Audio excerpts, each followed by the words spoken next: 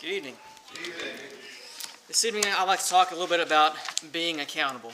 And in Romans chapter 14, verse 12, we read, "So then each of us shall give account to himself to God." And I chose that topic this evening because of the time of the year. It is tax season, and I know my accountant has been after me asking why I haven't turned anything into her yet. And it seemed like a good subject because I know a lot of people here deal with taxes. Even some of the younger people like Corey know the burden of paying taxes. And I know the government each year asks each one of us to give an account of what we have earned during the year.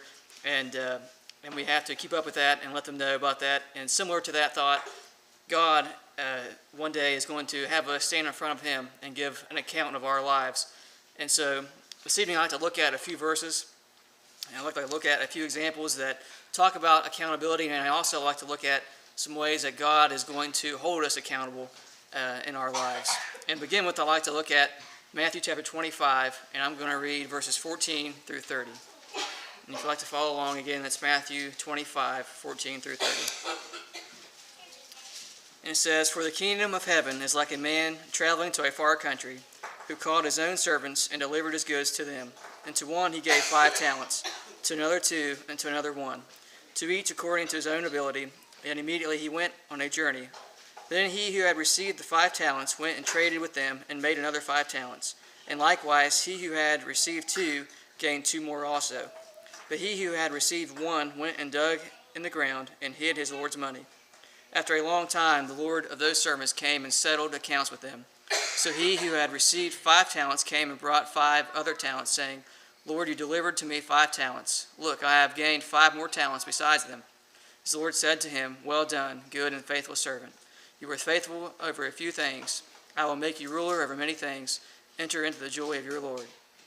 He also, who had received 2 talents, came and said, Lord, you delivered to me 2 talents. Look, I have gained 2 more talents besides them. His Lord said to him, Well done, good and faithful servant. You have been faithful over a few things. I will make you ruler over many things. Enter into the joy of your Lord. Then he who had received the 1 talent came and said, Lord, I knew you to be a hard man, reaping where you had not sown, and gathering where you had not scattered seed. And I was afraid, and went and hid your talent in the ground. Look, there you have what is yours. But his Lord answered and said to him, You wicked and lazy servant, you knew that I reap where I had not sown, and gather where I had not scattered seed. So you ought to have deposited my money with the bankers, and at my coming I would have received back my own with interest. Therefore take the talent from him, and give it to him who has 10 talents. For to everyone who has, more will be given, and he who will have abundance. But from him who does not have any, even what he has will be taken away. And cast the unprofitable servant into outer darkness. There will be weeping and gnashing of teeth." And so we see here that God is going to hold us accountable for what he shares with us, and he expects us to make the most out of what he gives to us. And as we continue to think about ways that we will be accountable, I'd like to consider a few things here. And the first is being a good steward, which is what we just talked about here, but I'd like to look at another verse here, and that comes from 1 Corinthians chapter 4, verses 1 and 2. And it says, Let a man so consider us as servants of Christ and stewards of the mysteries of God. Moreover, it is required in stewards that one be found faithful. Also, another way that we will be held accountable in front of God will be the way that we have helped others in our lives. With the opportunities that God has given us, we know that we have these chances, and we can look at this in Galatians chapter 6, verse 2, which says, Bear one another's burdens, and so fulfill the law of Christ. And staying in the same chapter, if we jump to verse 10, it says, Therefore, as we have opportunity, let us do good to all, especially to those who are of the household of faith.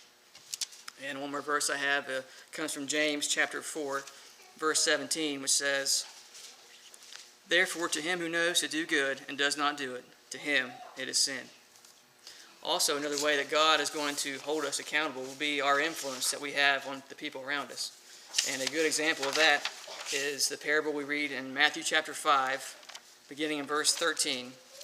And I'm going to read Matthew 5:13, verse through 16. It says, You are the salt of the earth, but if the salt loses its flavor, how shall it be seasoned? It is then good for nothing, but to be thrown out and trampled underfoot by men. You are the light of the world. A city that is set on a hill cannot be hidden. Nor do they light a lamp and put it under a basket, but on a lampstand, and it gives light to all who are in the house. Let your light so shine before men that they may see your good works and glorify your Father in heaven. And also, while we're here close to it, in Matthew chapter 6, verse 33, we can also see another way we will be accountable to God, and that is the way that we have treated the church. And in verse 33 it says, "But seek first the kingdom of God and his righteousness, and all these things shall be added to you."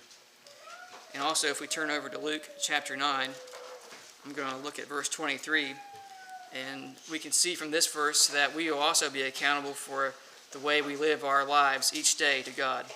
And again, Luke 9, verse 23, it says, "Then he said to them all, if anyone desires to come after me, let him deny himself and take up his cross daily and follow me." Also in Psalms 1, verses 1 and 2, we also see an example of this. Reading, "Blessed is the man who walks not in the counsel of the ungodly, nor stands in the path of sinners, nor sits in the seat of the scornful. But his delight is in the law of the Lord, and in his law he meditates day and night."